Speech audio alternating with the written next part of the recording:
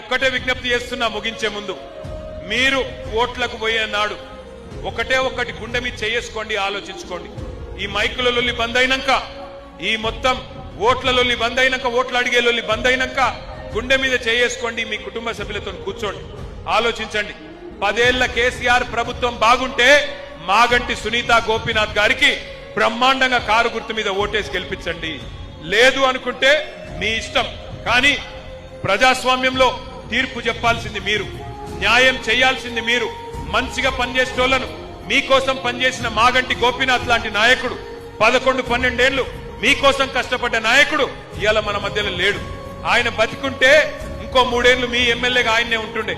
అనుకోకుండా ఆరోగ్యం బాగలేక ఆయన చనిపోవడం వల్ల ఇవాళ ఆయన శ్రీమతి, ఆయన భార్య, ఆయన పిల్లలు ఇవాళ మీకోసం, మీ మద్దతు కోసం ఒక ఆడబిడ్డ మీ ముంగటికి వచ్చింది, గోపీనాథ్ భార్య.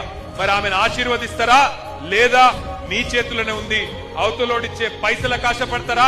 3 ఏళ్లు మళ్ళొక్కసారి కాంగ్రెస్ కి ఇచ్చి మళ్ళా మన జీవితం ఖరాబ్ చేసుకుందామా? హైదరాబాద్ ను ఖరాబ్ చేసుకుందామా? మళ్ళీ మాయ మాటలు నమ్మి మోసపోదామా? ఆలోచించండి.